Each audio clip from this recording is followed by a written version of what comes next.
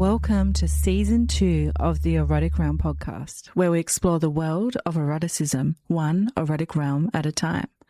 I'm Em, a sexologist and kinkster. The mission of the Erotic Realm is to humanize desire in all of its forms, including darker desires. Each episode, we dive deep into the psychology of desire with a sexpert, everyday kinkster, or a kink expert. This is an independent podcast. To support it, please consider becoming a paid subscriber at psychologyofdesire.com, where you'll also find deep dives into desire and surveys that you can participate in. You can also sign up there to get the podcast delivered directly to your inbox when it's released. And now for today's episode. Before we get started, I have something very excited to announce. The podcast has been nominated for the Australian Adult Industry Awards in the category of Best Podcast.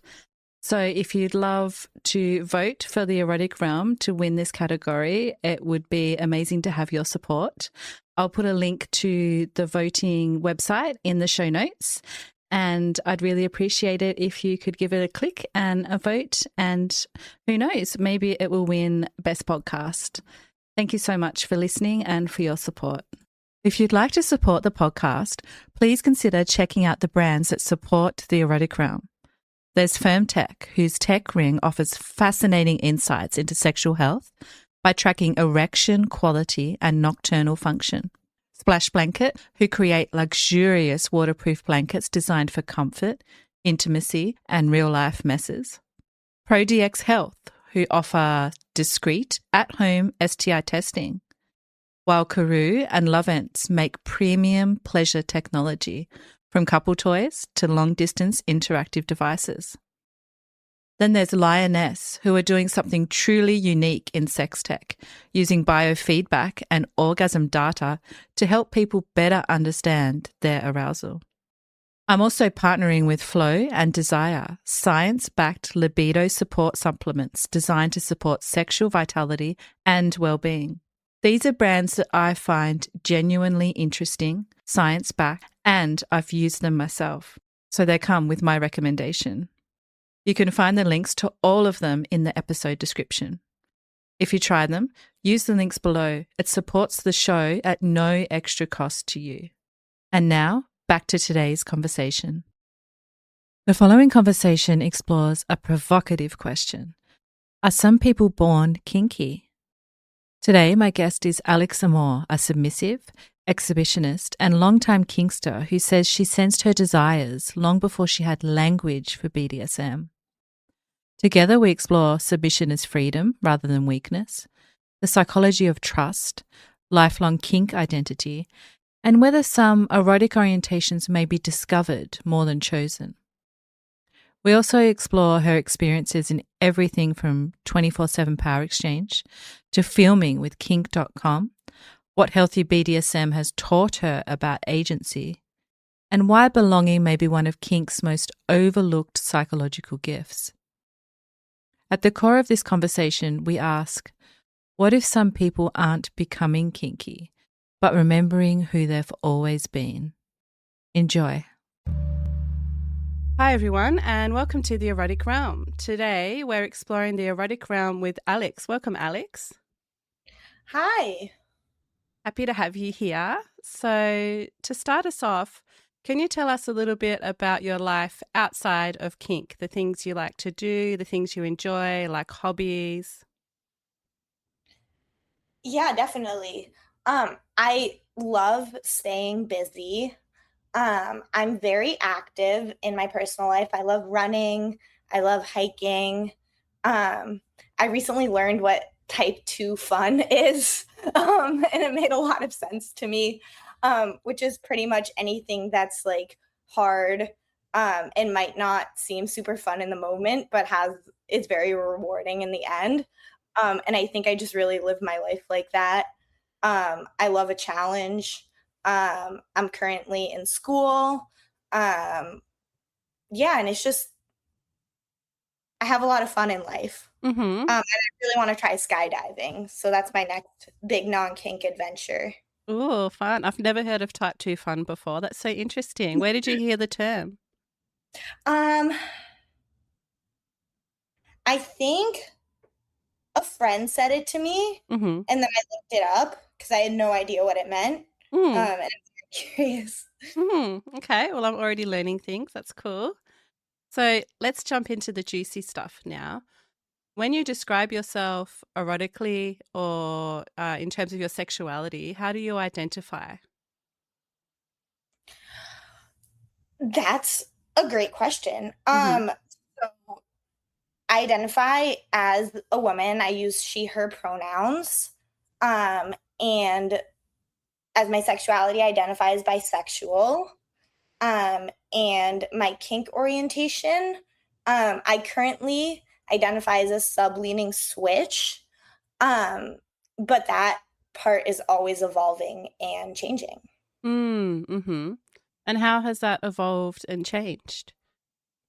Um, well, so recently, I would say it's transitioned from being really just submissive to sub-leaning switch as I find out new things about myself. But also on top of just that orientation, I think there's a lot more. Like I'm a masochist. Um, I love rope bottoming.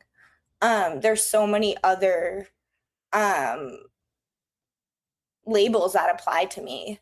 Mm-hmm. And also it really matters in terms of who I'm playing with and what the dynamics look like.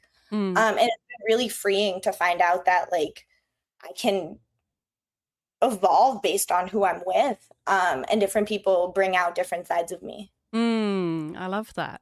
You mentioned a couple of different kinks there. One of the questions that I like to ask is, what is your top 3 kinks currently? Would you say that rope bottoming is one of those? Ooh, I would say currently Mm. the power exchange, which has fairly consistently always been my number one.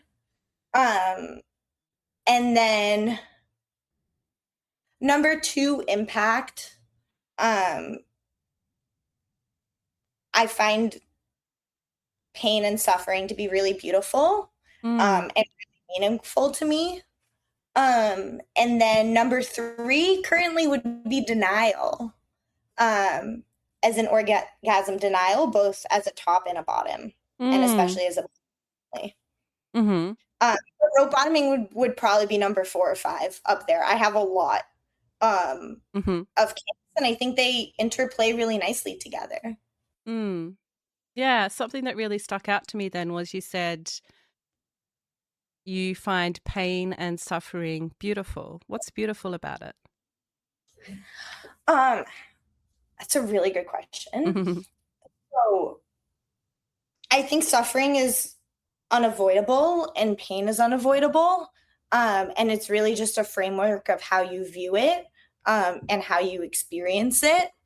I think experiencing consensual pain and kink has made me infinitely stronger in my personal life. Mm. Uh, and I also really enjoy it. And that's something that I've had to come to terms with, that that's not something that turns everyone on. Um, and a lot of people are going to think that's kind of weird. You know, like I like getting whipped and that'll make me really wet. But that is a fact of life. I think that also plays into my humiliation and degradation kinks. Um, and on the mental side of exchange and control. And then lastly, the trust component. I have to trust somebody um, a lot, to have that power exchange, and to allow them to do that to me. Mm. And then both on the other side, I also have to build that trust. Mm-hmm. I'm sensing that you're drawn to intensity, both within and without kink. Is that fair to say? Definitely, yes. Mm-hmm. Mm-hmm. And you've also mentioned that you knew that you were kinky and submissive from a very young age. Can you take us back to that early awareness and what it was like as a younger person having these thoughts and fantasies that perhaps you didn't understand? Yeah. So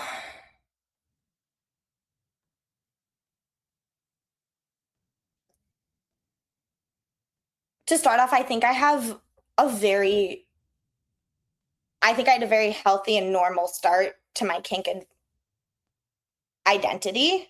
I, younger than I had sexual fantasies, and also tied into those early fantasies, was aspects of power exchange, control, and a lot of just regular kinks too.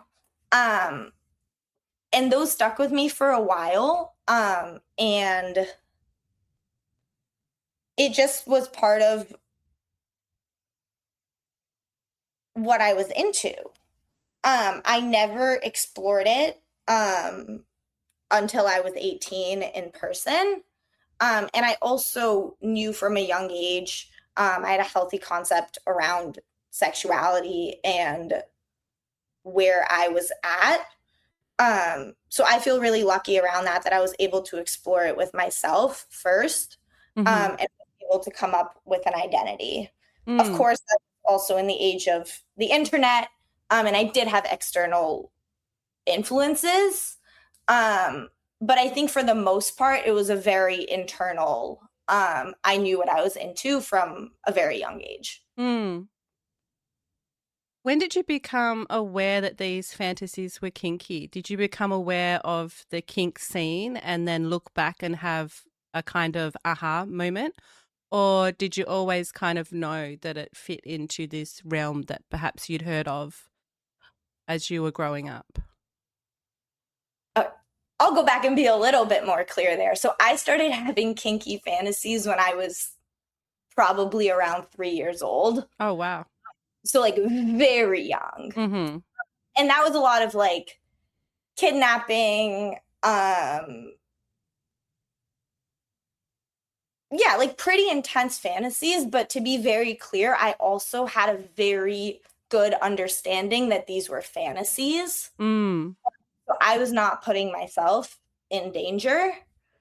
Although I didn't fully understand that it was normal, it have a concept of that. That's what I wanted. And yeah, when I got a little bit older, I don't remember exactly when I first heard the term BDSM, but I immediately connected that. And it made a lot of sense to me that other people would be into it. It actually surprised me a little bit going into the kink world in real life, how there were more barriers than I expected, and it wasn't as open. Like when I first heard about it, I was like, wow, there's going to be a lot of establishment. And I didn't necessarily find that. So I'm curious about how you were experiencing these fantasies as you were growing up. Did that part of you feel confusing, exciting, shameful, or strangely natural? What were the feelings that you had around those processes? Yeah, I never felt wrong, like there was something wrong with me for having it, but I did realize that it wasn't something that I could share with everyone. 2 stories. The first time that I connected with somebody else that was kinky, it was in high school, senior year, and my best friend asked to borrow my laptop for something, and she found some of my like fantasy writing on a notes that I just left up. And if it had been me, I probably would have closed it out and never talked to my friend about it. But her being the mature and communicative person that she is and amazing, she looked at me, she's like, hey, so I found this on your computer. And I freaked out, and she's like, I just want you to know that like it's totally normal, and like I have these fantasies too. Wow. And like crazy, you would think like this is not a fantasy story, so nothing happened. Well, at that time, nothing happened. But it was like really nice to like find out that other people like had those same fantasies. Mm-hmm. But then the other caveat is my first long-term relationship was with somebody that I brought up my kinks to. And of course, like I expected that they would, either be into that or not be into it, but respectful about it. But it wasn't always respectful. A lot of time I felt shamed for having some of the things that I wanted and having some of those fantasies. And that didn't feel great. And that definitely delayed some of my progress into the kink space. But yeah. Mm-hmm. One last question around this process of growing up with these fantasies. Does this mean that you are of the opinion that some of us are born kinky because of your experience of such a young age? I think it's a mix. From all the research that I've seen, it's a mix Mm-hmm. of genetic and environmental factors. Mm-hmm. And I truly believe that. I don't know what percentage is which, but I do think that I was primarily born kinky Mm-hmm. with, of course, external influence. Mm-hmm. Yeah, it's so fascinating to ponder. I always think about that question. And yeah, I think for different people, there's different answers. And because that was happening for you at such a young age, it's hard to not make that conclusion, right? Mm-hmm. Yeah. Mm. Okay, so one of the traditions on the podcast is exploring a quote with you. And today I wanted to bring in a quote that feels really relevant to what you've shared so far. The quote is from Brené Brown, who is a researcher and storyteller who spent 2 decades studying courage, vulnerability, shame, and empathy. And she says this about belonging.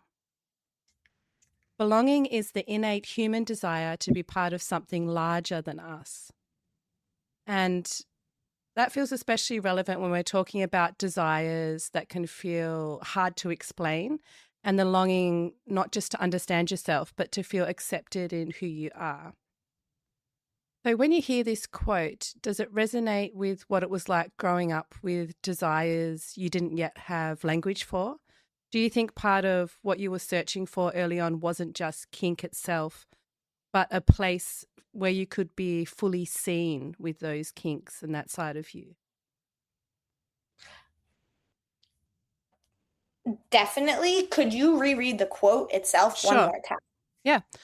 Belonging is the innate human desire to be part of something larger than us. So for your kink, are you also looking for community, basically? Yes, Mm-hmm. 100%. Mm-hmm.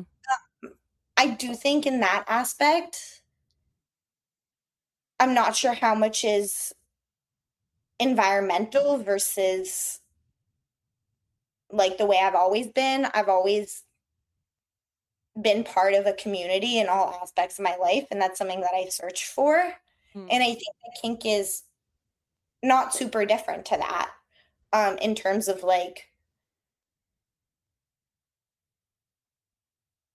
finding strong role models, creating space, and that applies to all areas of life. And I think that's something that I've always thought of, like, why doesn't that apply to sexuality? Why does something that's so important Mm. to humans and that humans spend so much time thinking about, it's so hard to find resources, support, and like a sense of community around. I think too, from my youngest ages, I had fantasies of like dungeons and like I didn't know the words for community. It was a lot more basic than that, but it was people in a space. Mm. People in a Mm-hmm. space is always what I've wanted. Translated to connection, community, and building kink family. Mm-hmm. Mm. Beautifully said. So you began exploring kink around 18. What was it like taking something that had lived in fantasy for so long and bringing it into reality? Yeah. So I was 19 to Okay. clarify. I might need to go back and edit that one. But it was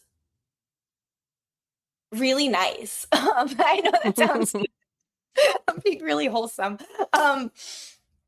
But so I was coming out of that vanilla monogamous relationship I told you about, and I decided to download Tinder, and I made a faceless profile that just said something like BDSM in the caption. So I'm really lucky that the following story happened and not a different kind of story. But yeah, like I really had zero references, and going back to that point, like I didn't know how to join the space past this. So I made that, and like one of the first people I swiped on liked me back, and we started talking, and we talked for a while. We shared face pictures, and then we ended up in like ID information. I don't fully remember how I vetted him. I know I did, and I know I could have done a better job. So we met up, and he told me not to wear underwear.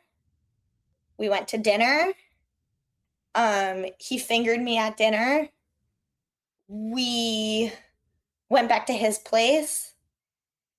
We had some kinky play. Like it was psychological. A lot of it was like foreplay, mental side, control, him telling me, there was a lot of buildup, like him telling me what he was going to do. And then I got tied up or restrained. It was handcuffs. And it was really intense, but it also wasn't at my limit, which I think in my mind at the time, I really wanted to push myself. But looking back on it, I'm very happy that was my first experience. Because I learned a lot about myself. I think it was very safe. And I'm still friends with him to this day. Amazing. And what about the kink community itself? Did you finally work out there was events? What was that process like? How did you enter the kink scene? So that took a lot longer. And I think looking back, I'm really happy on this process. It was a lot longer. Sometimes I wish I had hopped in earlier, but I think I'm really lucky that I'm at 28 where I'm at now. But so me and this guy, my first dom, had a thing for a few months. And we were planning on going to Crucible, which is the local kink club in DC at that point. And then life happened. He was a little bit older than me at the time. I was 19, he was 25. I was in school, different stages of life. And I ended up ending things with him because it wasn't the right time for me. He got a little bit possessive. And I just wanted to be dating people my age. So after that, I got into 2 monogamous vanilla relationships, and I convinced myself that that's what I wanted. Didn't work out for that reasons. But I think in that time, it gave me a pause, and it continued solidifying what I wanted. It helped me grow in maturity because I realized that there's things that you can't take back. You can always join the scene, but you can't take back mistakes that you make. So it took me a few more years. In early 2023 is when I started joining the public scene. My last vanilla, well, that's when I was transitioning into it, but I finally got to a point where my last relationship had ended. We had dabbled in kink, but I was like, I really want to focus on this instead of it being mostly vanilla, but it would be nice to have kink. I transitioned to that being a main focus of my dating life. And it's been amazing since then. It also hasn't decreased the quality or connections of people that I've been able to connect with. Mm-hmm. What a journey. So what have you learnt about the difference between your fantasies and safe, healthy power exchange? Ooh. Say that healthy power exchange in reality is so much better than fantasy. Oh, okay. Like I think my reality is a lot better than I could ever fantasize about. Hmm. And like I was filming kink.com is a site that I used to watch all the time and is definitely was formative to some of my like dungeon and like high protocol fantasies. And then I was shooting at kink.com a few months ago. Oh, And I was wow. like, oh, this is my reality. Mm-hmm. And like it was amazing. Like those scenes are great, but like they're also like produced. And I was like, the fact that I can have this and have this too in my personal life with my partners, like that's amazing. Mm-hmm. Okay, I'm so curious about shooting at kink.com. What was that like? Can you take us into that experience? Yeah. It's really fun shooting with them. It's a very safe experience. It's a lot of fun. I got suspended by the Pope last time. And I did a scene with Victor Ray. And that was one of my first boy girl scenes in porn, which was really fun. It was kinky, which I love. Like I've very little interest in vanilla content. I think everything I film, I try to make it fun and spicy and something that genuinely turns me on. Mm. So yeah, it's fun. It's a very wild experience still to me if you can't tell. Mm-hmm. But I'm really proud of it. Yeah. So how did it feel to be there? Were you able to drop into your body, or was it kind of such a fantasy of yours for a while, or something that you look forward to that it was hard to be there in the moment and you kind of don't believe that it happened? What feelings do you have around the experience now? No, I felt like I was there in the moment. Mm-hmm. And like even thinking back, like there's things that I was so in the moment that I probably don't even remember some of the great parts. Mm-hmm. But no, I remember having 2 bowling balls attached to clamps on my pussy Wow. pretty vividly. Mm-hmm. On a crotch rope. Yeah. And has the scene been released? Have you watched it back? I have not seen that one yet. Mm-hmm. I have seen the Victor Ray, and yeah, I think just Victor Ray has been released. Mm-hmm. Boy girl. And what is it like watching yourself have these experiences? So I normally only watch it when somebody makes me. Okay. Um, Okay. So watching it itself is turned into a kink as well. yeah. Wow. It's a humiliation kink in and of itself. Mm-hmm. But like it's not in a terrible way. I am very proud of the content that I make. It's more like the little things. Like I'm very nitpicky, like why did my hair move like that? Or like, Mm-hmm. oh, I could have arched my back. So it's normally just more fun when I have a partner being like, you have to watch this and like edge to it, because then I can take it out of that headspace. Mm-hmm. How much fun. Okay, so you've had a lot of experience in the past, say, 10 years that you've been exploring kink on and off. And you said that you've experienced everything from 24/7 total power exchange to club play to casual kinky connections. What have those different experiences taught you? And do you have a preference at the moment? Ooh, that's a really good question. I think every experience that I've had in power exchange and in kink, but especially power exchange has taught me something. I would say I lean towards more intentional connections over pickup club play. Mm. Although every connection starts somewhere.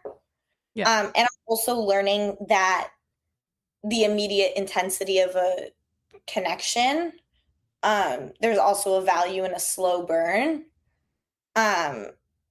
And longer term connection. So I think it's difficult and I think I'm still learning. My experience in TPE taught me a lot, and I'm very happy that I had it. I also wish that I had known a lot more and I had more of a community around me when I went into it. I think I overlooked a lot of red flags. Mm. I'm curious if you're happy to share, what were the red flags that you overlooked in this total power exchange? Because this is something that I've heard a lot of people mention and have a similar experience. So I'm sure that there'd be many listeners that would be curious to hear from you about that.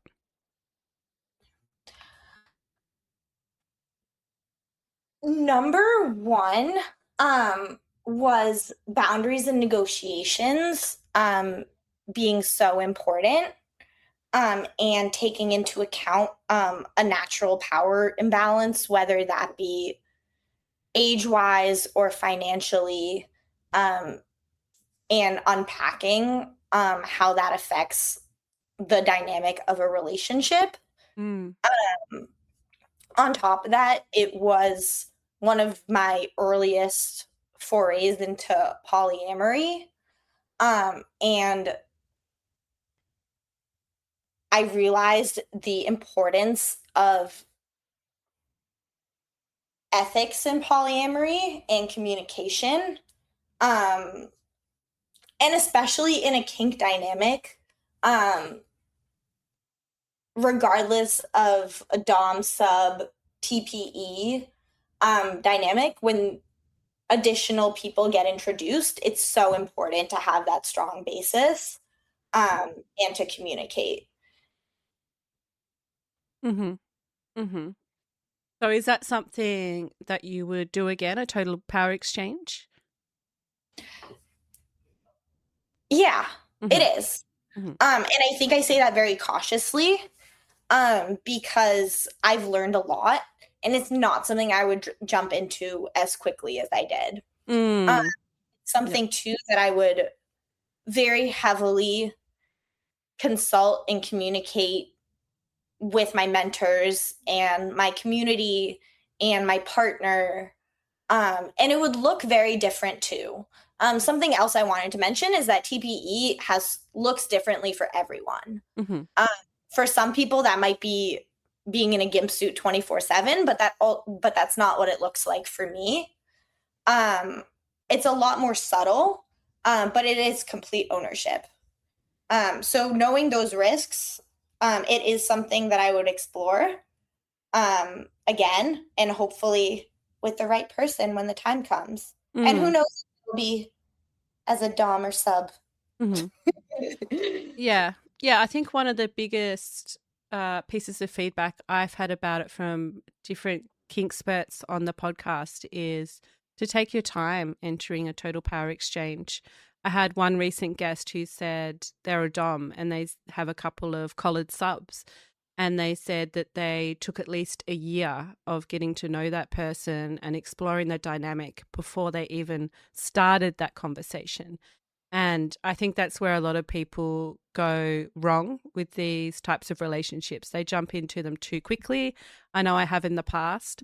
And yeah, don't give it that time to fully get to know each other and have these conversations and allow it to be as healthy as it possibly can. Mm-hmm. Yeah, so taking time is important. And yeah, I'm sure that's something that you would be looking to do if you were considering it again. Am I correct in saying that? Completely. I think time and vetting is super important. Mm-hmm. Knowing someone's background in kink and Yes. their experiences have been in the past.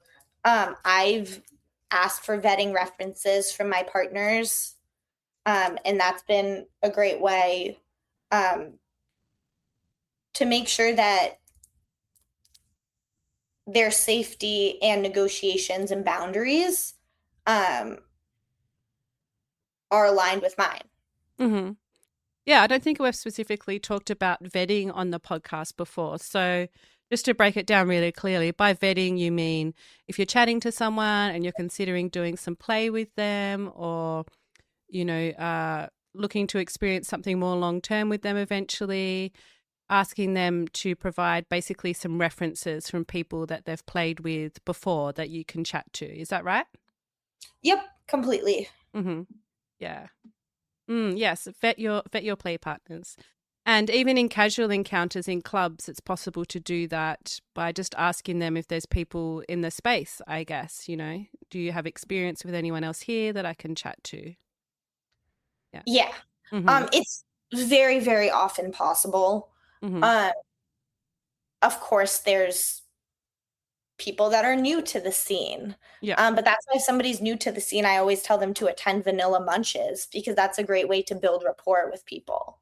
Mm-hmm. Mm-hmm. Great And advice.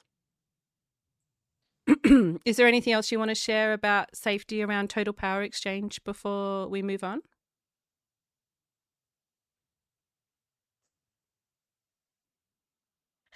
I just can't stress how important it is to be careful and to know your partner, and to probably, when you're ready to jump in, take even a few more breaths.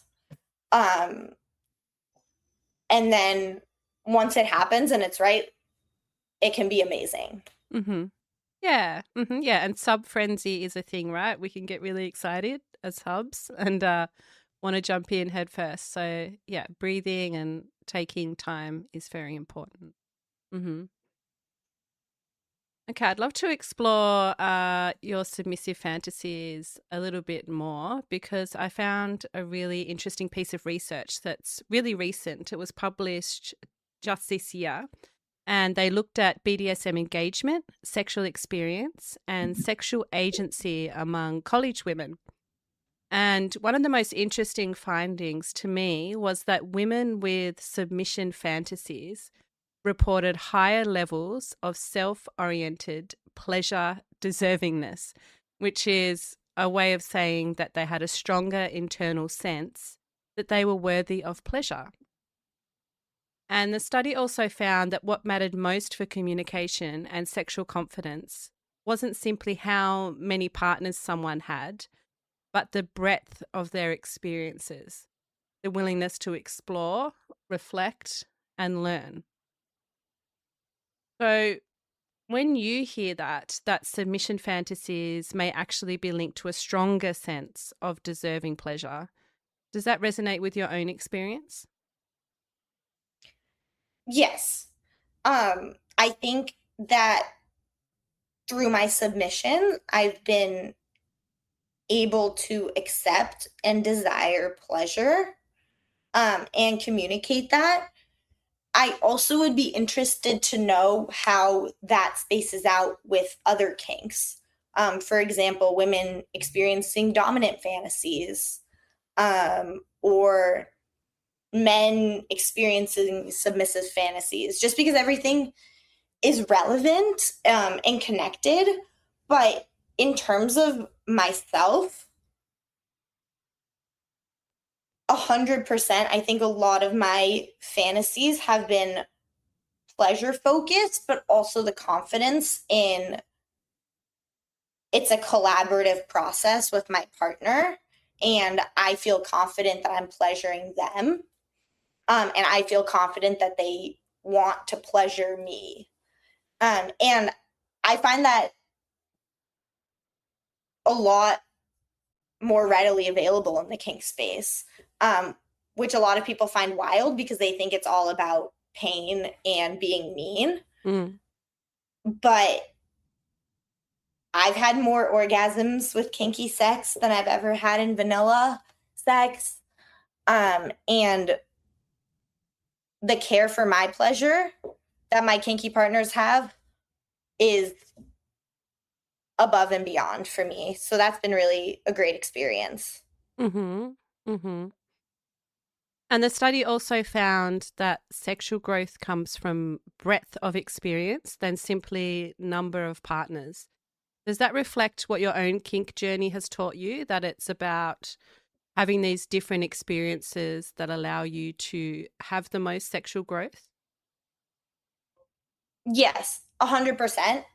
I think exploring my sexuality, especially in the past 3 years, has led me to be a better lover and a better submissive, and a better partner. I think some of the best partners that I've have had so many experiences, and a lot of them I could never or would never be a part of. But I think I appreciate experiences. I would say I'm an experimentalist. Mm.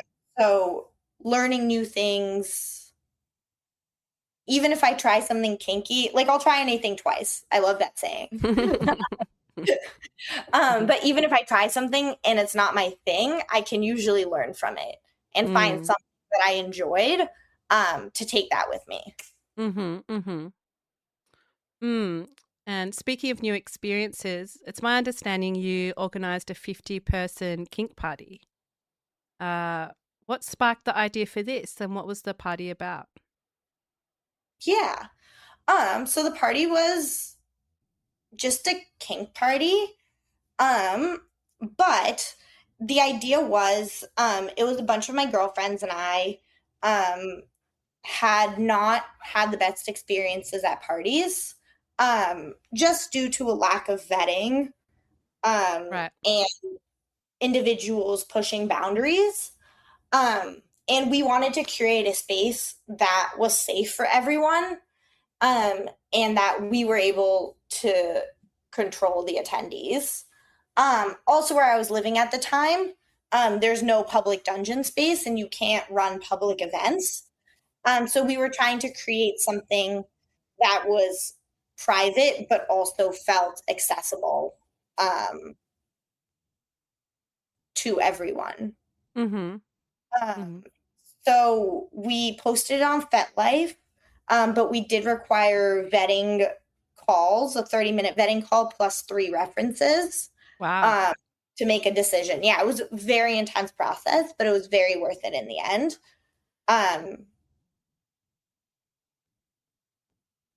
And I can't say enough for how much I recommend, if you're throwing a private party, to go that route with vetting, even if it takes longer, if you end up perhaps with fewer attendees. Mm-hmm. Can you give an example of one of the most important questions, in your opinion, that you asked during the vetting process to determine if someone was a good fit or not?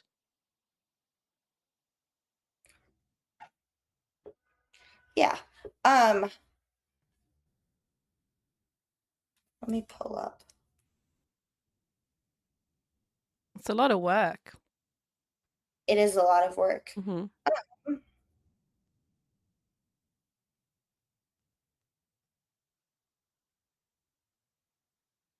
What does negotiation mean to you, and how Mm. do you negotiate prior to a scene? Mm-hmm. Mm-hmm. Very important. And I'm curious, do you have an idea of how many people applied and how many people were okayed through the vetting experience? Probably 100 or so applied, Mm-hmm. but then a lot of people didn't make it to Right. the forms. Everybody was sent the form, but some people filled it out. And then we reached out to people. We wanted people to attend, and we wanted it to be an accessible process, Mm-hmm. with just focusing on safety. Mm. And what was the actual vibe of the event because of this process? Did you notice the energy of the event being significantly different to other events you've been to where there's little to no vetting? So I would say that it was a great event compared to parties that I've been to with no vetting, little to no vetting. I also think it was a great event and I had a lot of fun. I think there's a lot of lots of ways to vet, and I wouldn't say that this is the only proper way to do it. I've been to a lot of great events, and I know a lot of event organizers with more experience than I do. But for a first party and throwing it at 26, I think it was a lot of fun. Yeah, cool. And what was your biggest learning from the whole process, would you say?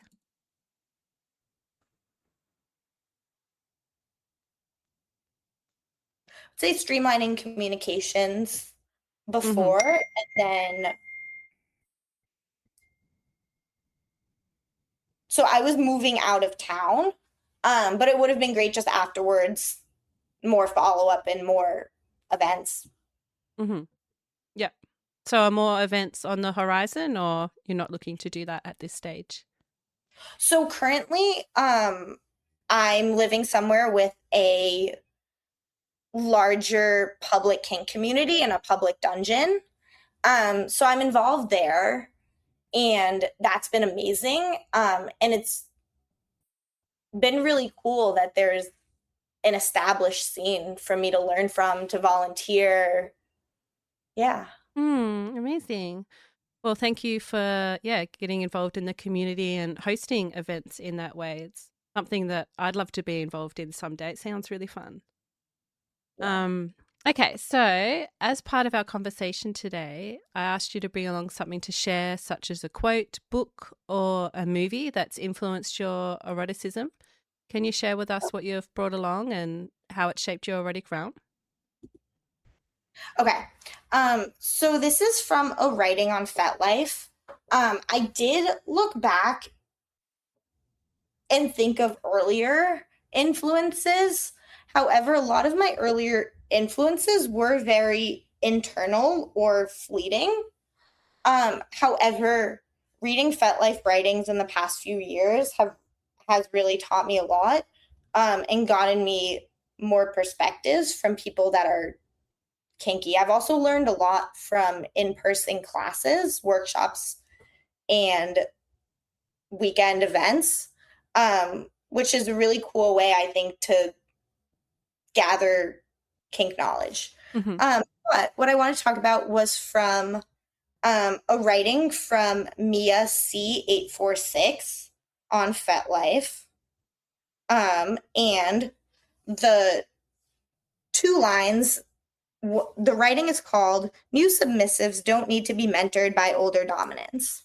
And the two lines were, "You need to find what kind of submissive you are, and you don't even get a chance to realize that for yourself if someone else is telling you what they think makes a good submissive for them.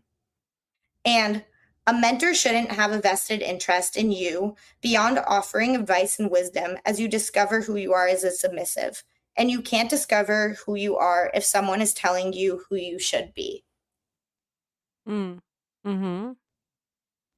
I find those quotes really meaningful because that's something that I had to learn along the process, that being a submissive is an active process. It doesn't have to do with somebody telling you who to be or putting their ideas of what submission looks like onto you. It's something that you give.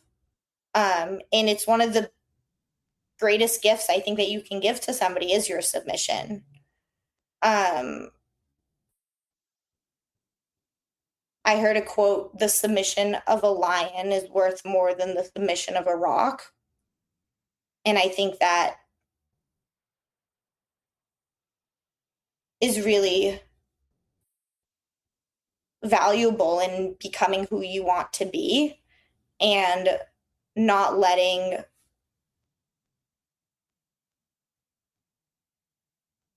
can we real quick pause? In terms of that, finding out what turns me on and what brings me fulfillment has allowed me to have power exchange that's intentional and meaningful. And I found that when I do submit now, I'm able to submit a lot more fully because I know what I'm giving and I know what I'm capable of. Mm-hmm. Yeah, incredibly powerful. And this has been... I think it touches Mm. the writing really well on why mentorship is so important and the ethics of it. That's something that I've learned over time, and I've built close connections with my mentors, and I hope that I can be a good resource for people newer to the kink community, especially women experiencing some of the things that I went through. Mm-hmm. So let's talk about mentors. If there's someone listening and they want to find a mentor and they want to make sure that it's someone that will guide them and not someone that will tell them who they are, as you've just been speaking to, what advice would you give someone in finding a healthy mentor that will guide them in a healthy way? My number one advice would be to go out and start at a munch. Munches are vanilla events, normally happening at a munch or a slosh. They can be called many different things, and you can find them on FetLife. And they're vanilla events where everyone will be clothed, and they're intended for kinky people to meet each other in a vanilla context. I would look for munches maybe with more people attending, both in terms of more people for you to meet and safety. Always meet at a public space. And if you feel uncomfortable, leave immediately and let somebody know where you'll be. Mm-hmm. I think getting out there and meeting people is an invaluable experience. However, that's not always possible based on where you live or your situation. In that case, I think having conversations, either through FetLife or reaching out to people that you admire their writings, is often a great place to start. And then, of course, before jumping into any type of dynamic, vetting and asking yourself if somebody's reaching out to you on FetLife, what the motivations are, who they are, and to be very careful with any personal information that you're giving out either in person at a munch or online. Mm-hmm. Yep, that's wonderful advice. Thank you. Okay, a bit more of a fun question now. You've mentioned about kink.com, and that sounds like an incredible experience. But I'm curious to hear from you about a peak erotic experience, if there's another one that stands out to you, a time that really it stays in your memory from your journey, something that you're happy to share with us today that's just really been such a peak erotic experience for you. Yeah. I'll give you two. Cool. So number one was back in Boston. My friends and I started my friend started an under 30s munch. And the munch was meeting every month for a few months. So we had gotten to know each other with some of the other regulars. And then we were talking and decided to have a dinner at my place. And I decided to tell everybody to bring their favorite sex toy. And so everybody came. It was a potluck. And then after dinner, we all started showing each other our sex toys. And a lot of them were kink, a lot of impact toys. I remember my friend brought vampire gloves. My other friend brought a cane. And from there, one person asked if they could try an impact toy. I said yes. Then some more clothing came off. I think there was 7 of us there. And it was an amazing experience where it turned into a kinky orgy. Fun. And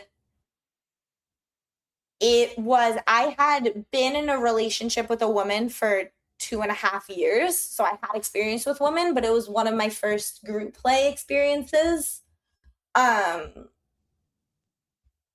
with women, which was amazing.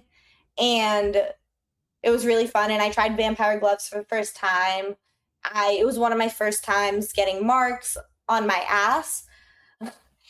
And yeah, we all got a lot closer because of it. And it's one of those experiences that you really can't recreate because it was so spontaneous. But it was really fun. And then my other formative experience was the first time that I walked into Crucible in Washington, D.C. It was my first time at a public kink event, or my first time ever publicly being kinky. And just seeing everyone around in latex and lingerie and leashes and living their best lives was so refreshing. I felt like I was home. And then I did a scene with my partner at the time where he strung clothespins on a string and then whipped them off of me, which was really intense, and people were watching me. And that's probably when I realized I was really an exhibitionist. And then I started posting more on FET after that. But just my immediate comfort in the space was really reassuring to me. Beautiful. I love it. So they're 2 amazing experiences from your past. What about the future? What's something that you're looking forward to at the moment? Ooh, there's so much I'm looking forward to. I'm looking for German Fetish Ball in May. I haven't done anything kinky in Europe yet, so that's going to be a lot of fun. I'm looking forward to continuing to grow my kink community in my area, and to continue to raise the bar on inclusion, diversity, safety, and making sure that newer people feel comfortable in the space and that they have accessibility to it. I remember not knowing where to find the resources. So that's something that I'm working on, putting together more resources for people that are newer to the kink space. And what do you hope that listeners take away from hearing your story today?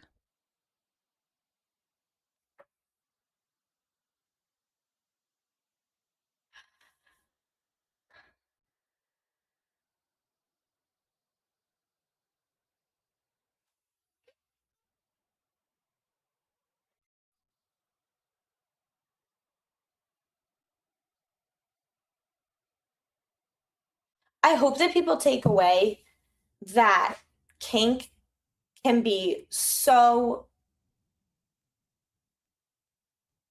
a beautiful and meaningful part of life, and that it's not something to be ashamed of. And exploring and finding yourself, encouraging that to be a rewarding process, while keeping your safety at the forefront and maintaining your boundaries in that process. And that's very difficult, and that you'll have trial and error. It's never a linear path, but reaching out for support when you need it and building that community is what will get you through it. Perfect. So where can people find you if they want to connect to you? Yeah. Alixx, Alixx Amour, Amour on FetLife, and Alixx.Amour on Twitter and OnlyFans. Okay, great. And finally, if you had to describe your erotic self in one word and one word only, what would that word be and why?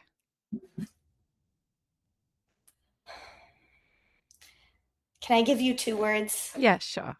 So my first word is intentional.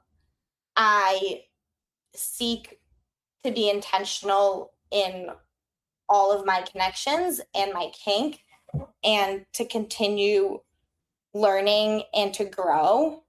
And I've also just found that when I'm intentional, the quality of connection and power exchange is amplified infinitely. And then my second word would be fuck toy, because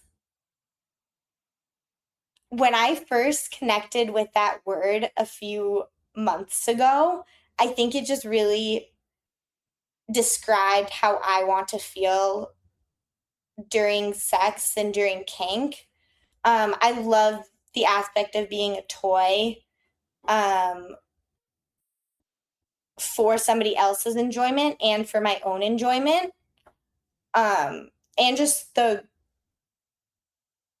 beauty of fucking, I think, is a lot of fun. So yeah, intentional and fuck toy. I love it. Intentional fuck toy. Well, there you go. Well, Alixx, thank you for sharing such an honest and refreshing perspective on submission, trust, and kink. Your story shows people that kink can simply be an authentic part of who you are. And the way you've spoken about belonging and finding your people will help a lot of listeners feel less ashamed and more at home in themselves. So thank you for taking us into your erotic realm today. Thank you so much.